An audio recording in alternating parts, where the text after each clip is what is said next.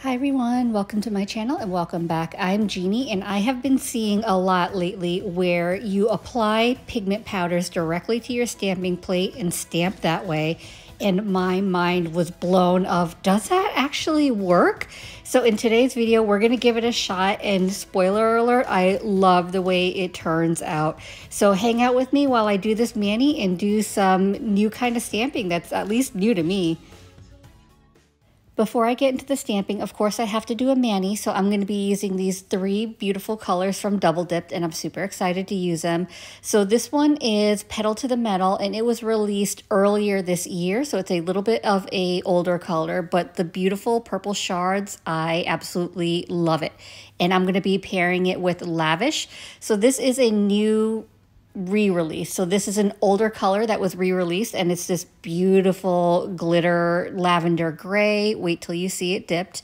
And then I'm also going to be using Sugar Daddy from the recent release of the Midlife Crisis collection, and I'm going to be chroming this as well. So these are all going to pair together, I think, really nicely, and I'm super excited to use them.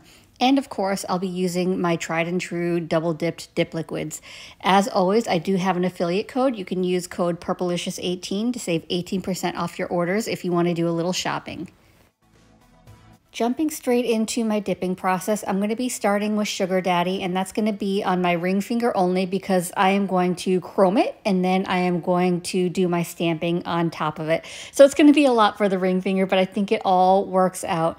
So Sugar Daddy is from the recent release of the Midlife Crisis collection, and not only does the name of the collection crack me up, all the dips in there are related to like midlife crisis, and it is hilarious. I absolutely love that Tracy did that with this collection.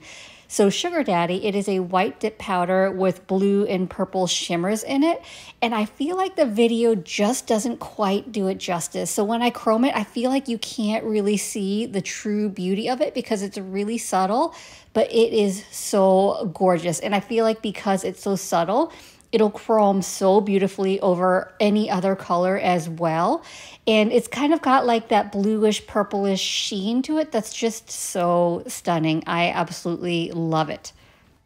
So you can see on the first dip that Sugar Daddy is a little bit of a sheerer color. You can still see my nail line, and I could have actually probably gotten away with it because I'm going to do the chroming and stamping on top, but I don't know, old habits die hard.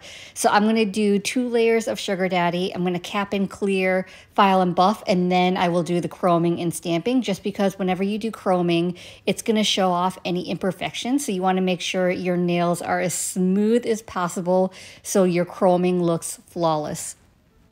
It kind of makes me sad that you can't see in the video just how gorgeous this color is, because I feel like if you just want like a simple mani, like a classic mani, but a little bit of punch, this one is perfect because I mean, you can't be an all white mani, but it's got that shimmer in it that just makes it, it just gives it a little bit of something special.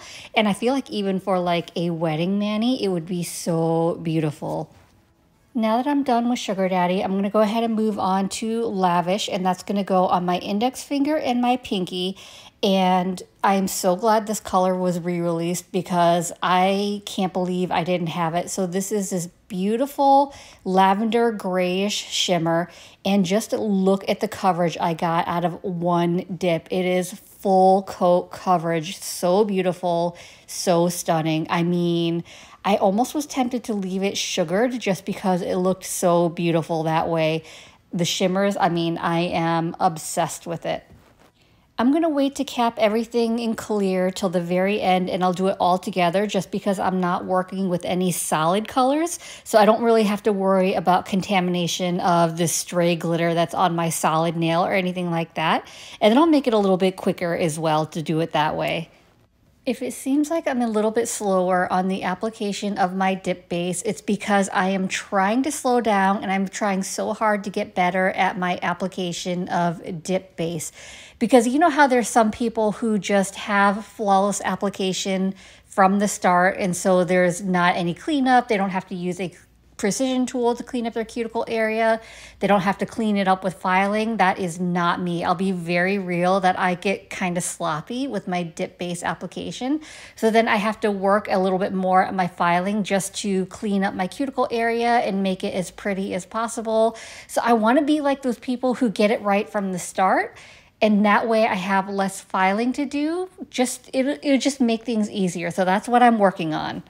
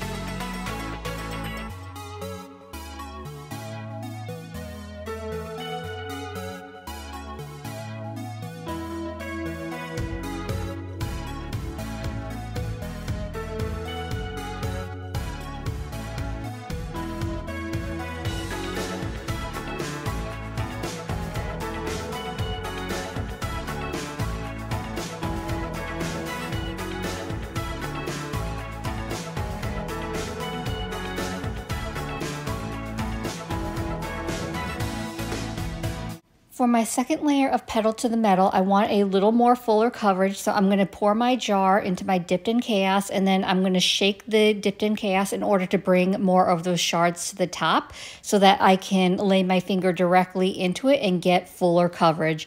And really it's a matter of preference on like the type of look you're going for, whether you want just kind of a more spaced out look of the shards or whether you want full coverage of the shards.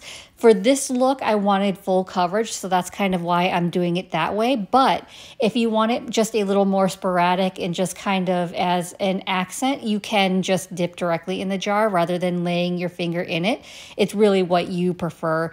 And, you know, even though these are shards, they lay pretty flat, so they were super easy to work with. They weren't like super firm, or I don't know if firm's the right word I'm looking for, but they were flexible enough to where I could get them to lay flat and they didn't cause any issues.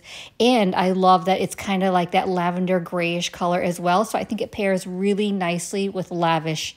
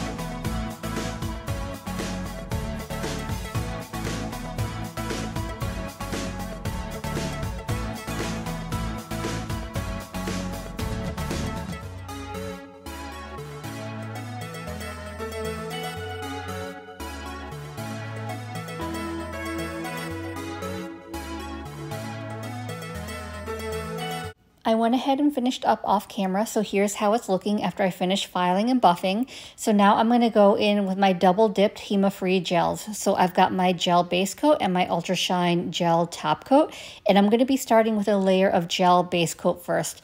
And that's because once your dip powder is filed and buffed, it's super smooth. So if you went straight in with gel top coat without a layer of gel base, your gel top coat would peel off, which you don't want to happen. So that layer of gel base gives the top coat something to adhere to for longevity. So I'm going to apply a thin, even layer of gel base to my entire ring finger.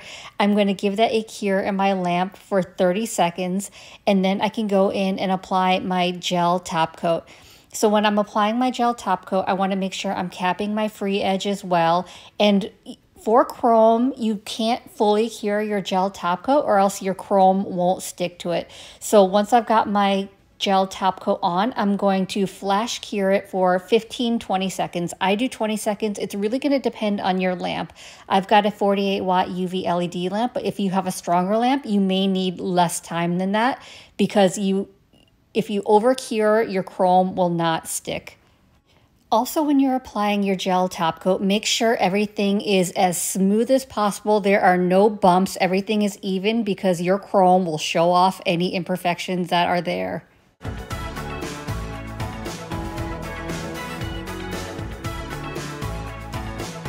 I flash cured for 20 seconds, so now I'm going to go ahead and just dip my finger directly into the jar of Sugar Daddy. I find that the easiest to do, and then I'm going to take an eyeshadow applicator and just rub it in, but you don't have to do it this way. If you don't want to dip your finger back into the jar, you could also always just dip your finger or eyeshadow applicator or whatever you're using to rub in the chrome powder. You could always just dip that into the jar and then rub it into your nail, you know, however you want to do it. And you don't have to use an eyeshadow applicator either. You could use your finger, you could use a silicone tool, whatever you want to use. Once I've achieved the desired look, I'm going to dust off the excess powder and then I'm going to cure it the rest of the way because remember, I only flash cured that gel top coat. To get into the stamping, I'm going to be using these pigment powders from iGel Beauty. They're more like chrome pigment powders rather than straight pigment powders, so it's going to be a little more of a subtle design. And I'll also be using this stamping plate from Maniology from one of my recent Mani by Me subscription boxes. I just thought it was so cute with these fairy designs.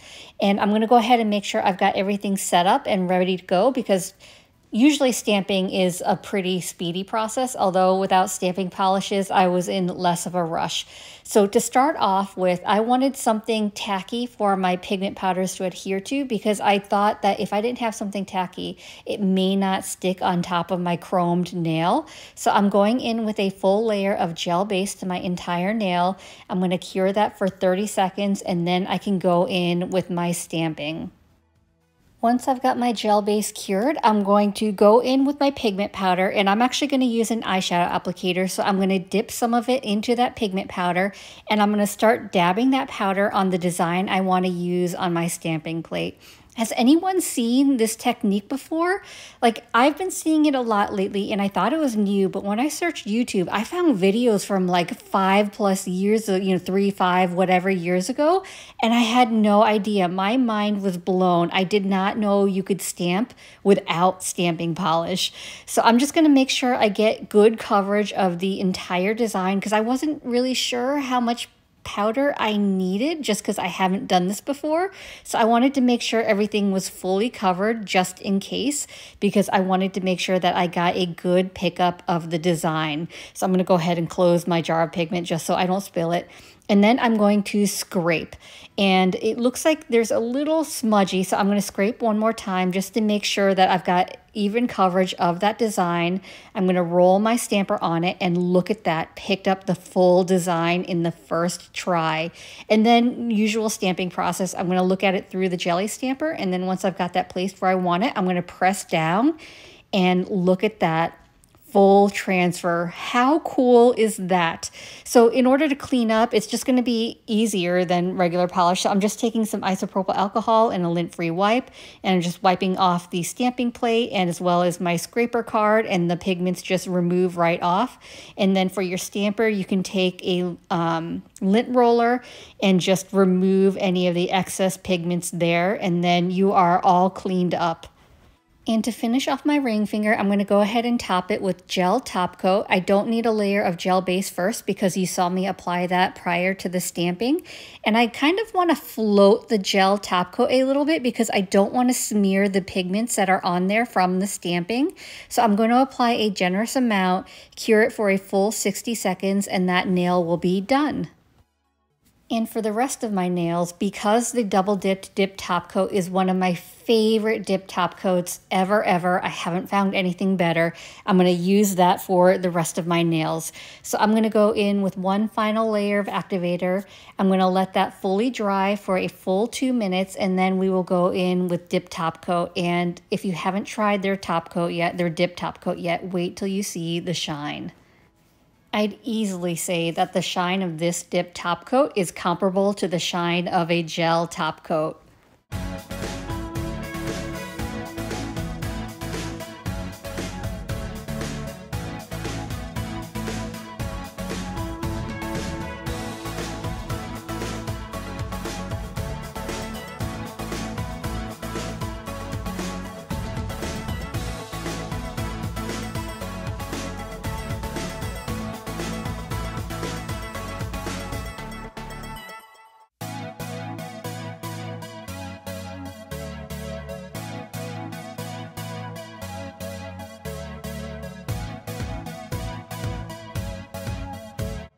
And you probably know the drill by now. Of course, I'm going to finish off my mani by rehydrating my cuticles. So I'm using my scales of a Mermaid cuticle oil. This is in the recently released scent Groovy. And I always go with a generous amount of cuticle oil, making sure I'm covering my entire cuticle area and getting underneath my nail as well. And then I will rub that in really well just to make sure that everything is rehydrated and looking healthy.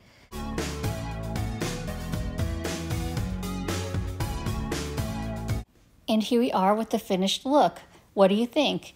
I have to say, my mind is still blown that I can stamp without stamping polish, that I can apply pigments directly onto the plate and actually have the design transfer and transfer well. So I kind of have a little bit of regrets because I was so nervous trying this that I went with a lighter, like chroming type pigment powder rather than like a straight neon pigment powder, because I was afraid that it wouldn't show up or the whole design wouldn't transfer or it'd smudge. So I went a little bit subtle, but I'm definitely going to have to try with a neon pigment powder next time because I can't believe how well this actually worked. So I'm curious, have you seen this technique before? Have you tried it before? I would love to know your thoughts on this down below in the comments. So anyways, I hope this video was helpful. I hope you enjoyed it. And if you did, I'd appreciate it if you gave this video a thumbs up. It lets me know to continue creating content like this. And it also helps YouTube recommend me to others, which helps grow my channel. And if you haven't already, please consider subscribing. I upload content every Monday and Thursday at 9:30 a.m. Eastern Standard Time. As always, I appreciate you being here. Thank you so much for watching, and I will see you in the next one. Bye.